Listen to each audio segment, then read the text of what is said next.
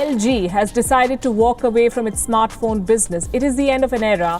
आप में से सभी को पता होगा कि LG दुनिया की सबसे आइकॉनिक ब्रांड्स में से एक है, क्योंकि वो लोग लिटरली वॉशर ड्रायर से लेकर स्मार्टफोन्स और टीवीज तक सब कुछ बनाते हैं। कई दशकों तक LG कंपनी साउथ कोरिया की शान थी सैमसंग के साथ साथ, और अभी भी उस देश में उनका वही स्टेटस है। बट अगर हम लोग साउथ कोरिया के बाहर की बात करें तो LG के पिछले कुछ साल इतने खास नहीं जा रहे हैं, स्पेशली स्मार्टफोन्स के मार्केट में। कई सालों तक LG स्मार्टफोन्स के मार्केट में घुसने की कोशिश कर रहा था और सैमसंग और एप्पल की तरह अपना नाम बनाना चाह रहा था, मगर साल दर साल उनके लॉसेस बढ़ते ही जा रहे थे। एक टाइम तो ऐसा आ चुका था जब LG को 6 सालों के अंदर ही $4.5 बिलियन का लॉस हो चुका था। मगर असलियत तो ये थी कि वो लोग इतने सारे लॉसेस नहीं झेल पा रहे थे और इवेंचुअली उन्हें इस गेम से बाहर निकलना था और एक बायर ढूंढना था जो कि उनके मोबाइल बिजनेस को खरीद पाए। लेकिन किसी भी ऐसे कुएं में पैसा नहीं डालना था जिसमें उनको सैमसंग और एप्पल से कम्पीट करना पड़े। इसके लिए जब उनके पास कोई भी चॉइस नहीं बची थी तब LG ने अप्रैल 2021 में अपने पूरे स्मार्टफोन बिजनेस को बंद कर दिया। लेकिन एक्चुअली में LG का नजरिया हमेशा से इतना नेगेटिव नहीं था। एक टाइम ऐसा भी था जब लग रहा था कि LG मार्केट से नहीं जाने वाला है क्योंकि उनके पास इतना बड़ा मार्केट शेयर था। फॉर एग्जांपल 2013 में LG दुनिया का तीसरा सबसे बड़ा स्मार्टफोन मेकर बन चुका था और नॉर्थ अमेरिका के अंदर तो ये टाइटल उनके पास बंद होने के दिन तक था। ऐसा बिल्कुल भी नहीं था कि LG ने इनोवेशन बंद कर दी थी या फिर वो लोग बहुत कंफर्टेबल हो चुके थे। इनफैक्ट बात तो एक्चुअली में ऑपोजिट थी, क्योंकि वो लोग लगातार इनोवेशंस किए जा रहे थे और चांसेस लिए जा रहे थे। इनफैक्ट LG ऐसी पहली कंपनी थी जिसने कैपेसिटिव टच स्क्रीन फोन को बनाया था 2006 में। उसके बाद उन्होंने 2014 में फ्लेक्सिबल OLED डिस्प्लेस को बनाया, मॉड्यूलर स्मार्टफोन्स को 2016 में, डुअल स्क्रीन फोन्स को 2019 में और स्विवल फोन्स को 2020 में। ये भी नोट करने वाली बात है कि ऐसा बिल्कुल भी नहीं है कि LG ने कस्टमर्स से प्रॉफिट ज्यादा लेने के लिए उन्हें बुरे प्रोडक्ट्स दिए हों। उन्होंने दूसरे कंपनीज के कंपैरिजन में 1 से 2 साल ज्यादा रखा था हेडफोन जैक्स को। ऊपर से उन्होंने इसे इम्प्रूव करने की भी कोशिश की अपने फोन में क्वाड DAC को इंटीग्रेट करके। बाहर से देख के तो ऐसे लग रहा था कि LG के साथ सब कुछ सही चल रहा है। वो एक जानी मानी कंपनी थी जिसके पास कई सारे रिसोर्सेज थे जो कि कंटिन्यूसली अपने आप को इम्प्रूव करते आ रही थी। तो आखिर LG के साथ ऐसा क्या हो गया कि उन्हें लिटरली बंद होना पड़ा? ये केस स्टडी डेफिनेटली काफी इंटरेस्टिंग होने वाली है। शुरुआत से देखें तो LG की इवेंचुअल डेथ को हम ट्रेस कर सकते हैं उनके पहले स्मार्टफोन से, जिसका नाम था LG प्राडा, जो कि दिसंबर 2006 में रिलीज हुआ था। जैसा कि हमने पहले बात की, प्राडा ऐसा पहला फोन था जिसके पास कैपेसिटिव टच स्क्रीन था और LG को तो ये भी लगने लग रहा था कि एप्पल ने उनकी डिजाइन को कॉपी किया है। लेकिन आपने शायद से इनके इस फोन के बारे में कभी सुना ही नहीं होगा। जिससे हम आते हैं उनकी पहली मिस्टेक पर, जो कि है नॉन एग्जिस्टेंट मार्केटिंग। ज्यादा करके तो ये आदत LG अप्लायंस बिजनेस से इस बिजनेस में लेके आया था। जब आप रेफ्रिजरेटर्स या फिर वॉशर्स बेचते हो तो मार्केटिंग आपका टॉप कंसर्न नहीं होता है। ज्यादातर लोगों के लिए ये सब जरूरत वाली चीजें होती है जो कि वो लोग तभी खरीदते हैं जब ये पुरानी वाली खराब हो जाती है। फॉर एग्जाम्पल आप खुद ही से पूछ लो, कभी आपके मन में ऐसा ख्याल आता है कि ओ वाओ, LG का नया डिशवॉशर आया है, जल्दी से जल्दी प्री ऑर्डर कर लेता हूँ वरना लेट हो जाएगी? नहीं ना।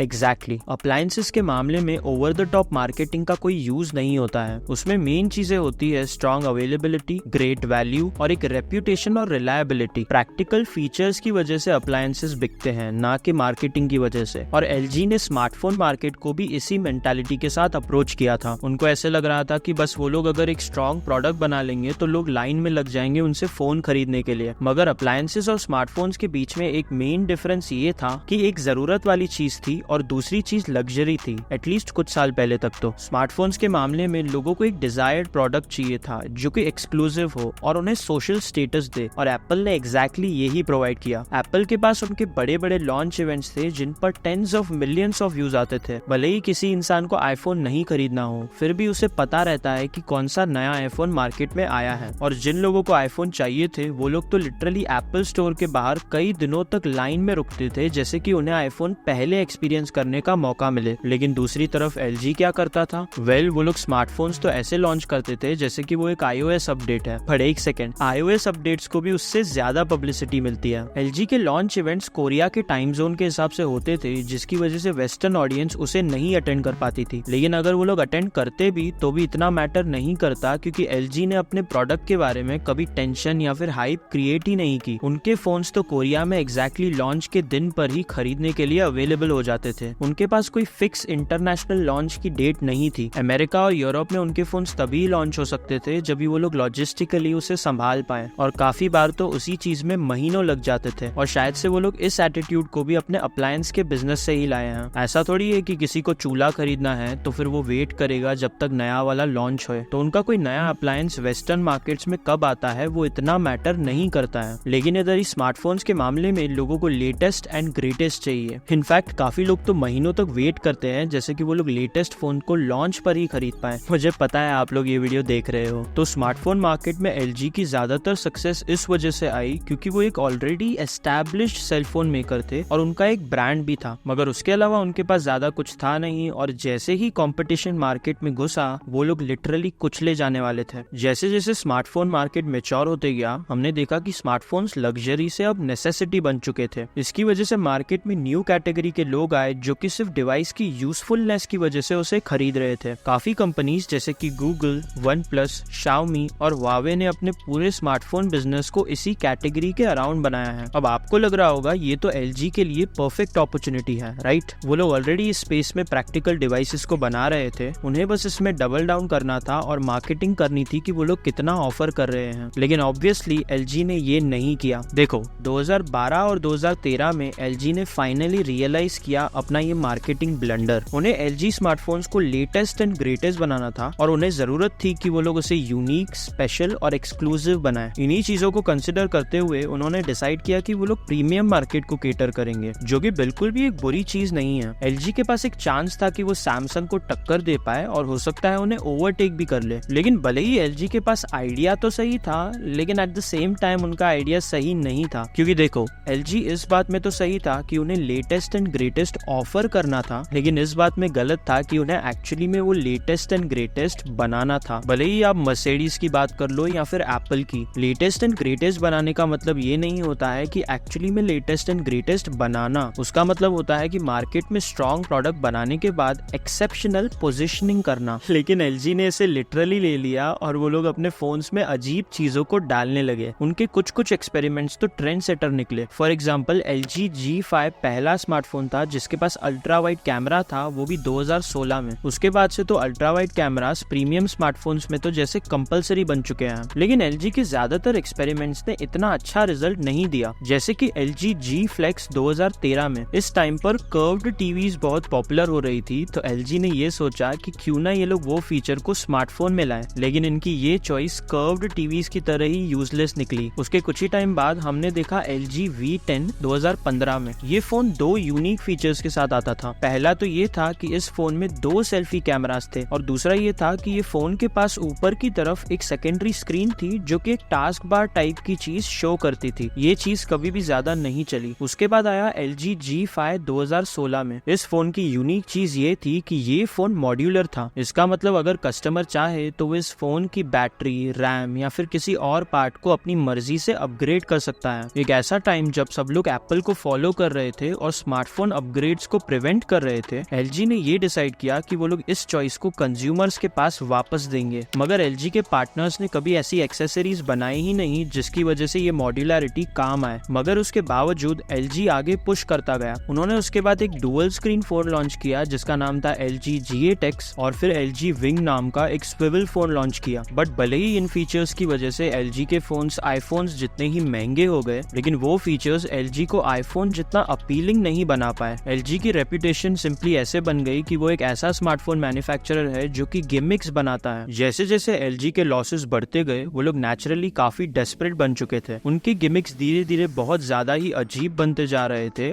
सिर्फ एक ही चीज पर उनका फोकस चले गया, वो ये था कि वो लोग कैसे ज्यादा से ज्यादा अटेंशन ग्रैब कर पाए और ज्यादा से ज्यादा यूनिट्स बेच पाए। अब ये चीज सेंस भी बनाती है क्योंकि उनका सबसे बड़ा पेन पॉइंट था उनका वॉल्यूम। वो लोग सिंपली इतने यूनिट्स नहीं बेच रहे थे जिससे उनके बहुत ही ज्यादा बड़े R&D एक्सपेंसेस कवर हो पाए। तो नेचुरली उन्होंने अपना सारा फोकस सिर्फ ज्यादा सेल्स लाने पर लगा दिया। अब दूर से देखने पर तो ये लग रहा था कि ये बहुत सही चॉइस थी, क्योंकि LG इसी इसी मामले में पीछे रह रहा था, बट अनफॉर्चुनेटली इसकी वजह से उनके करंट यूजर्स को सैक्रिफाइस करना पड़ा। LG ने लिटरली सॉफ्टवेयर, हार्डवेयर और उनके यूजर इंटरफेस पर ध्यान देना ही बंद कर दिया। फॉर एग्जाम्पल, LG फोन्स की बैटरी बहुत बड़ी होती थी, लेकिन उनका रियल वर्ल्ड परफॉर्मेंस तो एवरेज से भी थोड़ा कम था। वो इसीलिए क्योंकि उनके फोन्स बहुत इनएफिशिएंट थे, उनके सॉफ्टवेयर अपडेट्स बहुत घट चुके थे और बहुत सारे LG फोन्स को बूट लूप इश्यूज का सामना करना पड़ रहा था। बूट लूप का मतलब फोन स्विच ऑन करने पर बस जो बूटिंग एनिमेशन थी वो रिपीट हो जा रही थी, लेकिन फोन चालू नहीं हो रहा था। बहुत जल्दी ही सॉफ्टवेयर इश्यूज के मामले में LG का नाम खराब हो चुका था, लेकिन ये इश्यूज सिर्फ सॉफ्टवेयर तक ही नहीं रुके।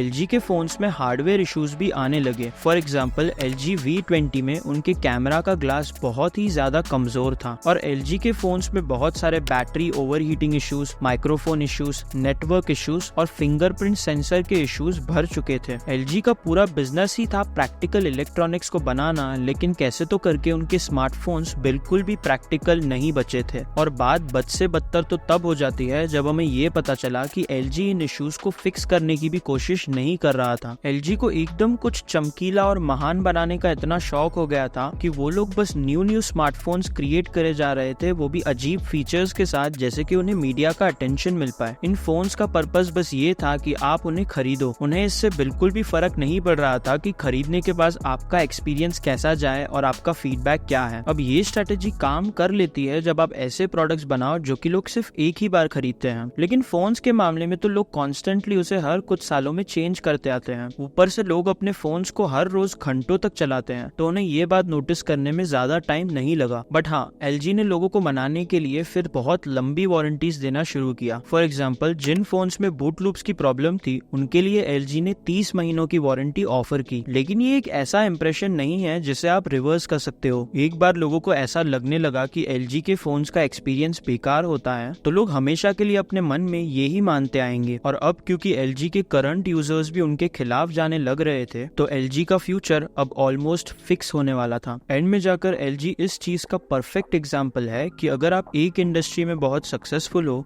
इसका मतलब ये नहीं है कि आप दूसरी इंडस्ट्री में भी सक्सेसफुल रहोगे। उनके पूरे स्मार्टफोन बिजनेस की जर्नी में वो लोग लगातार गलत जगह पर थे और गलत टाइम पर थे। शुरुआत में जब मार्केट लग्जरी बायर्स से भरा पड़ा था, तब उनकी मार्केटिंग और पोजीशनिंग इतनी खास नहीं थी। और उसके बाद जब जनरल मार्केट सीन में आया, तब LG ने फाइनली डिसाइड किया कि वो लोग प्रीमियम मार्केट को केटर करेंगे, लेकिन स्ट्रॉन्ग मार्केटिंग के साथ नहीं, मगर अजीब गिमिक्स के साथ जो कि रेयरली काम करते थे। और फाइनली उसके बाद LG न्यू सेल्स को लाने में इतना डेस्परेट हो गया था कि वो लोग अपने एग्जिस्टिंग यूजर्स के मार्केट को ही इग्नोर करने लगे। इतनी सारी बड़ी गलतियों को करने के बाद ये एकदम ऑब्वियस है कि LG के पास अपने 15 साल के स्मार्टफोन इंडस्ट्री के एक्सपीरियंस को दिखाने के लिए बस बिलियंस ऑफ डॉलर्स के लॉसेस हैं और करोड़ों नाखुश कस्टमर्स। आगे देखने से ऐसा नहीं लग रहा है कि LG आने वाले कुछ सालों तक स्मार्टफोन बिजनेस में घुसने वाला है। इनफैक्ट उनकी कंपनी तो स्मार्टफोन्स के बिना बेटर परफॉर्म कर रही है, तो उनके लिए बेस्ट वही रहेगा कि वो लोग जिस चीज में अच्छे हैं उसी में लगे रहें। बट हाँ, भले ही LG ने स्मार्टफोन मार्केट में कुछ करके नहीं दिखाया है, हो सकता है कि उनके गिमिक्स की वापसी हमें दूसरे बेटर वे में देखने को मिले, जो कि टाइम के साथ ही पता चलेगा। कमेंट करके बताइए कि आपने LG का स्मार्टफोन कभी खरीदा है या नहीं, और आपका उनके साथ एक्सपीरियंस कैसा रहा है। और हाँ, इस वीडियो में रखते हैं 150 लाइक्स का टारगेट, तो जल्द से जल्द वो लाइक और सब्सक्राइब का बटन दबा दो। बट तब तक के लिए मैं हूँ हर्ष और मिलते हैं नेक्स्ट वीडियो में।